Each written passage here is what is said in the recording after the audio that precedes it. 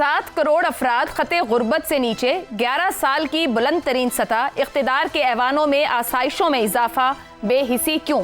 اقتدار کا نشہ، کمزور جواب دہی، یا یہ یقین کہ عوامی رد عمل کبھی منظم سیاسی طوفان میں تبدیل نہیں ہوگا؟ زیغم صاحب، یہ جو گیپ بن رہا ہے اور بڑھتا ہی جا رہا ہے، کیا یہ یقین ہے اشرافیہ کو، اس ملک کی حکمرانوں کو، فیصلہ سازوں کو، کہ کوئی بیک لیش عوام کی طرف سے آنے کو نہیں ہے؟ اگر بیک لیش آ جائے گا تو پھر کیا ہو جائے گا؟ کیا انہوں نے اپنے محفوظ ٹھکانے نہیں بنا لیے؟ کیا انہوں نے گھر اپنا محفوظ نہیں کر لیا؟ اپنی نسلوں کو محفوظ نہیں بنا لیا؟ وہ چلے جائیں گے بہتر جگہوں پہ، آپ اور میں بھگتتے رہ جائیں گے۔ اس عمر میں آ کے ایک بات سمجھ آئی ہے عائشہ، وہ یہ ہے کہ تمام علم بیکار ہیں۔ اگر آپ نے ملکی امور پر تبصرہ کرنا ہے تو خالی مرثیہ گوئی سیکھ لیں، اگر زندگی میں ترقی کرنی ہے تو قصیدہ خوانی سیکھ لیں۔ اس کے علاوہ تمام جو علم ہے وہ اضافی ہے۔ اب آپ جن لوگوں کی بات کر رہی ہیں جو ہماری اشرافیہ ہے، جب تک ایف بی آر ان کے دولت کے بارے میں ہمیں بتاتا رہا ہے تو کیا ہم دیکھتے نہیں رہے کہ جو حکومت میں آتا ہے 5 سال میں اس کی دولت دگنی ہو جاتی ہے؟ کرونا کے سالوں میں بھی، جب شاید ہی کوئی پاکستانی ہوگا جس کی دولت آدھی نہ ہو گئی ہو۔ ان کے اپنے کاروبار جو ہیں دن دگنی چوگنی ترقی کرتے ہیں، اور جو قومی کاروبار ان کے ہاتھ میں ہیں ان کی حالت یہ ہے کہ وہ 1000 ارب روپے سالانہ کا گھاٹا کرتے ہیں۔ اپنے معاہدے کیسے کرتے ہیں؟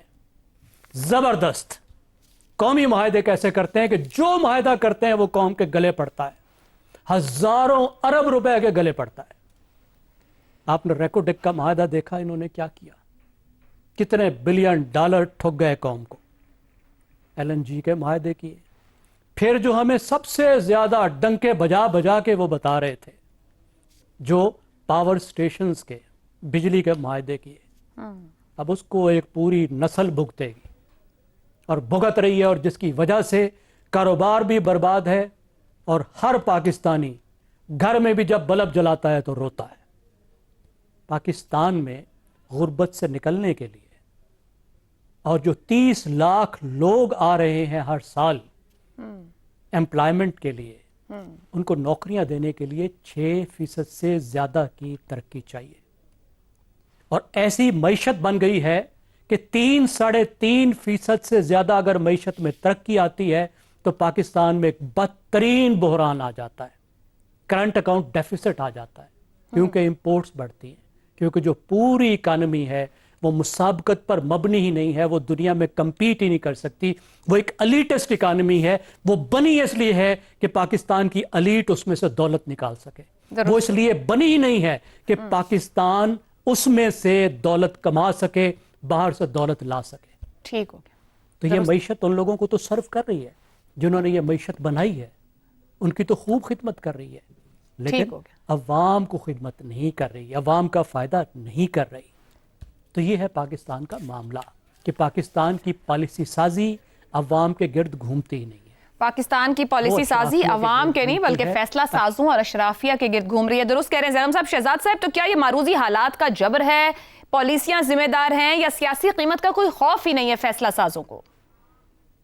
نہیں، بہت اچھا سوال، خاص طور پہ یہ جو آخری آپ نے، لیکن اس سے پہلے 2 چیزیں ہیں میرے خیال میں ہمارے ویورز کو ضرور پتہ رکھنی چاہیے کہ جو پیمانہ طے کیا گیا ہے وہ یہ ہے کہ جو آدمی 8,480 روپے سے 1 روپیہ زیادہ کماتا ہے مہینے کے اندر، یعنی 8,481، چلیں 8,500 کہہ لیتے ہیں، اگر آپ 8,500 روپیہ کماتے ہیں مہینے کا تو آپ غریب نہیں ہیں۔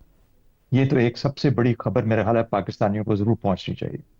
یہ ہے ڈیفینیشن پاکستان کی حکومت کی، جو اعداد و شمار ہم جس کے اوپر بحث کر رہے ہیں اس کی بنیاد یہ ہے کہ 8,500 اگر آپ کماتے ہیں تو آپ غریب نہیں۔ اور اس سے جو کم کماتے ہیں اس کے اندر اضافہ جو آپ نے بتایا، پتہ نہیں کتنے فیصد اضافہ ہو چکا ہے اس کے اندر پچھلے 11 سال کے اندر، ہائیسٹ۔ اچھا، تو ایک تو یہ چیز ہوگی۔ جو اقوام متحدہ ہے وہ کہتی ہے کہ نہیں، جو غربت کی جو ڈیفینیشن ہے، جو تشریح ہے، وہ اگر آپ $4.10 روزانہ سے کم کما رہے ہیں تو پھر آپ غریب ہیں۔ اگر وہ دیکھا جائے اور آج کے ڈالر اور روپے کے حساب سے دیکھا جائے تو کم از کم 35,000 روپے آپ کی تنخواہ ہونی چاہیے, یا 35,001 روپے, ٹو بی ایبل ٹو سے کہ میں غریب نہیں. اور جو 35,000 سے کم لے رہے ہیں وہ غریب ہے, اور جب اس کو دیکھتے ہیں تو وہ جو شرح ہے وہ پھر 7 کروڑ نہیں ہے, وہ 12 کروڑ کے قریب جا پہنچتی. تو یہ غلط بات ہے کہ 7 کروڑ عوام غریب ہیں. اصل میں غربت کی لکیر سے تقریباً آدھا ملک 47 to 48% جو ہے وہ اس سے نیچے ہے. ایک اور اس میں بڑا انٹرسٹنگ آپ نے دیکھا ہوگا, وہ یہ کہتے ہیں کہ یہ پورا ملک جو ہے ہمارا ماشاءاللہ, اس میں 90 لاکھ لوگ ملک سے باہر ہیں.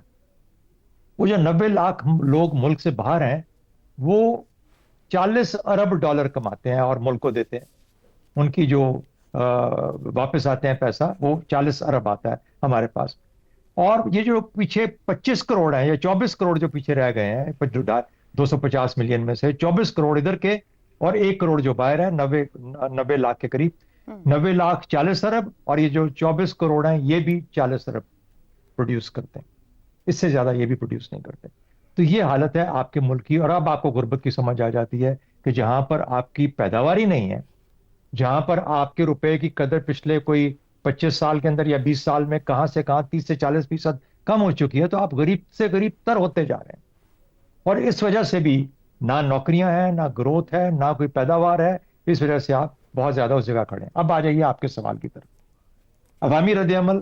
دیکھیے عوامی رد عمل کو تو عوام کو تو ہم نے مار کے رکھ دیا, اس میں تو اب رد عمل بیچاروں کے پاس ہے ہی کچھ نہیں رہ گیا. سروائیول کی جنگ ہے, کس طرح میں اپنی 2 وقت کی روٹی, اور اگر نہیں 2 وقت کی روٹی ملتی تو میں خودکشی کیسے کر سکتا ہوں بچوں سے. یہ حل ہے, یہ 2 آپشنز ہیں, ان میں سے ایک آپ کو چوز کرنا ہے. 2 وقت کی روٹی کا بندوبست کر لیں یا اپنی خودکشی کا بندوبست کر لیں. اقتدار کا نشہ کب نہیں تھا اس ملک کے اندر, یا پوچھ گچھ کے لیے کوئی نظام کب تھا یہاں پہ اس ملک کے اندر. تو میرا خیال ہے یہ سب چیزیں مل کے ہی پاکستان کی اس وقت کی کہانی بیان کرتی ہیں. سوال صرف یہ پیدا ہوتا ہے کہ یہ کب تک چلے گا, کیونکہ ہمیں ڈرنا چاہیے اس وقت سے جب اس کا نظام کا چلنا بند ہو جائے گا. ورنہ پاکستان سے بہتر چراگاہ آپ کو شاید دنیا بھر میں کہیں نہیں ملے.